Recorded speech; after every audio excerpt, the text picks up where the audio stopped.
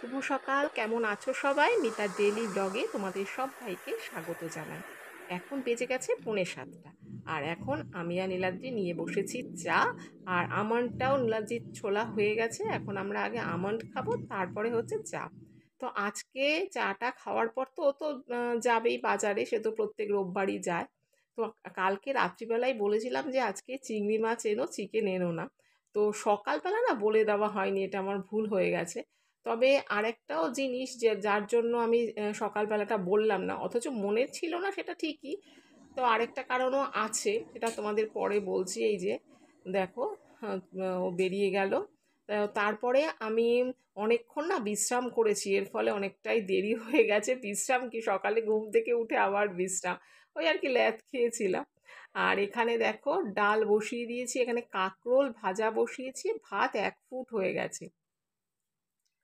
আর এখন এই যে দেখো, তোমাদের কাঁকরোলটা দেখিয়ে দিচ্ছি। আর কাঁকরোল জানো তো, মানে খোসাটা ছাড়িয়ে যদি ভাজা যায় না, বেশ ভালো লাগে খেতে। সকালবেলা উঠে একটু ফাঁকিবাজি দিয়েছিলাম, সেই ফলটা এখন ভোগ করছি। উঠেই যদি মানে নীলাদ্রি বাজারে বেরিয়ে যাওয়ার পরেই যদি ভাতটাকে বসিয়ে দিতাম, তাহলে এত তাড়াহুড়ো পড়তো না। আমি কি করেছি, একটুখানি বললাম যে এখন বাজে 7টা, 7টা না, তখন 7:20 বাজে। না না, একটু পরেই বসাবো, 8টা-5টা নাগাদ মোবাইলটা নিয়ে বসেছি, একটুখানি দেখছি, দেখতে দেখতে 8টা 5 হয়ে গেছে। তাড়াতাড়ি করে উঠে ভাত বসিয়ে স্নান করে পুজো দিয়ে এলাম। ভাতটা বসিয়ে এসে ভাতটা নামালাম, মানে 1 ফুট হয়েছে, সিমে দিয়ে গিয়েছিলাম, হাইয়ে দিলে তো তাড়াতাড়ি হয়ে যেত। তো তারপরে ডাল আর কাঁকরোল ভাজাটা বসালাম, কাঁকরোল ভাজা তো হয়ে গেল। আর এখন আজকে ভাবছি আজকে ডিম ভেজে দেবো, প্রতিদিন তো মাছ ভেজে দিই, আজকে ডিম ভেজে দেবো। তো যাই হোক, ওদিকে ওয়াশিং মেশিনটা চালিয়েছি, মোটামুটি কাজটা মানে গুটিয়ে এনেছি, কিন্তু খুব দৌড়াদৌড়ি করে করতে হলো। যাই হোক, রোববার একটু রিল্যাক্স করে করলাম ঠিকই। যাই হোক, রিল্যাক্স করে করতে হলে আবার আমার দেরি হয়ে যায় পরের দিকে, কারণ দিয়ে এসেই তো ভাত খাবে। তো চলো বাজার আসুক, তারপর দেখাবো কি কি বাজার করবো, কি কি রান্না করবো। এখন তো ডিসাইড করে উঠতে পারিনি, কি বাজার আসুক সেই বুঝে আমি রান্না করবো। আর আজকে চিকেন আনতে বারণ করেছিলাম, বলেছিলাম চিংড়ি মাছ আনতে, দেখা যাক চিংড়ি মাছ ঠিকঠাক পাই কি না। চিংড়ি মাছটা না আমি ঠিকঠাক কাটতে পারি না, তো নীলাদ্রির ওপরে ভরসা করতে হয়। ওর আবার আজকে যেতে হবে ক্লাবে। আসলে ওদের ক্লাবের কি হচ্ছে, দুর্গাপুজোর যে ব্যানারটা টানাচ্ছে, কেউ বা কারা বারে বারে ছিঁড়ে দিচ্ছে। তো একটা তো ব্যানার ছিঁড়ে দিয়েছে, আর একটা ব্যানারও লাগিয়েছে। সেই জন্য আজকে ওদের আবার মিটিং ডেকেছে। তো চিংড়ি মাছ যদি আনে আর যদি না কেটে দেয়, তাহলে তো হয়ে গেল, তাহলে আমি রেখে দেবো, যবে চিংড়ি মাছ কেটে দেবে তবে করবো, যদি আনে। আর এই যে দেখো, এখন বাজে 9:30, নীলাদ্রি চলে এসেছে বাজার থেকে, আর ওকে খাবারও দিয়ে দিয়েছি, ওর খাবারটা দিয়ে দিয়েছি। ব্রেকফাস্ট বানানো হয়ে গেছে, মেয়েকে দিয়ে দিয়েছি সার্ভ করে, আমিও নিয়ে নিয়েছি। এখন খেয়ে নিই। আর মাঝে মাঝে না চারদিকটা অন্ধকার করে আসছে, আর ওয়াশিং মেশিনে জামা কাপড় ধোয়া হয়ে গেছে। তো এখন ভাবছি যে ছাদে দেবো না বারান্দায় দিয়ে দেবো, মানে ডিসিশন নিতে পারছি না। একবার অন্ধকার করছে, আর একবার মানে রোদ ঝলমল করছে।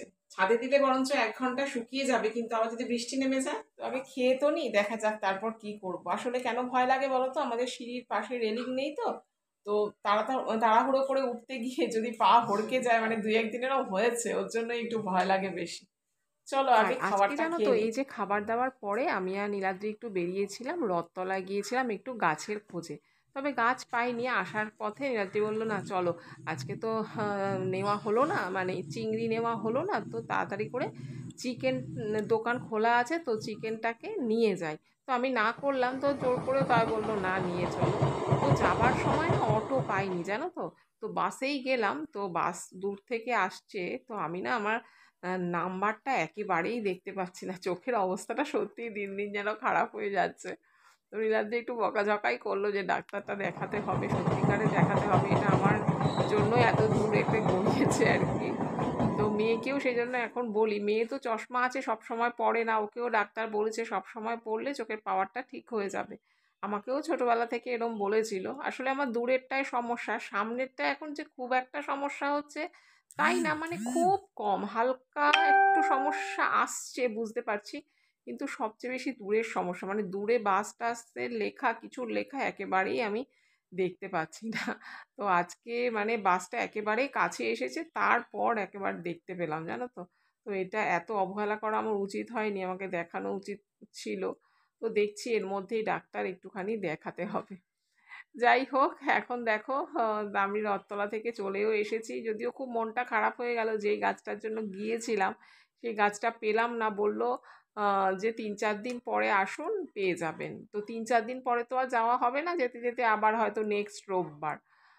তো দেখা যাক নেক্সট রোববার যদি আবার যাওয়া হয়। তো দেখো চিকেন এনে আমি চিকেন বসিয়ে দিলাম। আর নীলাদ্রি গেছে ক্লাবে, বললাম না তোমাদের, ক্লাবে ওদের মিটিং রয়েছে, তো ক্লাবে গেছে। ও আমাকে বলে গেছে যে তুমি কিন্তু সবজিগুলো কিচ্ছু ধোবে না। তো আমি সবজিগুলো ধুয়েই নিলাম, কারণ না অনেক বেজে গেছে, কি বলো তো, 12:30টা বেজে গেছে। ও এখন আসবে কখন, ও আস্তে আস্তে একটা সময় একটা বাজবে, তারপরে এসে ধোবে, অনেক দেরি হয়ে যাবে। আর আজকে অনেক পরিশ্রমও হয়েছে, তো সেই জন্য আমি এই চিকেন রান্না করতে করতেই আমি সবজিগুলো সমস্ত সুন্দর করে ধুয়ে দিয়েছি। আর দেখলেই তো, আর যে লঙ্কার বোটাটাকেও ছাড়িয়ে রাখলাম। আর এই দেখো তোমাদের সাথে কথা বলতে বলতে আমার চিকেন রান্নাও হয়ে গেছে। আর আজকে চিকেনটা এত নরম হয়েছিল না, ভীষণ ভালো হয়েছিল, মানে সেদ্ধটা ভীষণ ভালো হয়েছিল। আমি যে মানে ম্যারিনেট করে রেখেছি সেসব কিন্তু কিচ্ছু না, জাস্ট ঢাকা দিয়ে দিয়ে রান্না করেছি, কিন্তু ভীষণ ভালো হয়েছিল। তো লাস্টে আমি জেনারেলি কসুরি মেথি একটু দিয়ে, গন্ধটা ভালো লাগে, তো আজকে কসুরি মেথি দিলাম না, আজকে একটু গরম মশলা দিলাম, গরম মশলার গুঁড়ো দিলাম। ব্যাস দেখো আমার চিকেন রান্না কিন্তু অলমোস্ট কমপ্লিট হয়ে গেছে। তো তোমাদের দেখিয়ে দিচ্ছি কি কি করেছি আজকে। পটল ভাজা, এখানে আলু কাঁচকলার তরকারি, উচ্ছে ভাজা, ডাল, আর হচ্ছে চিকেন। এই হচ্ছে আজকে আমাদের মেনু।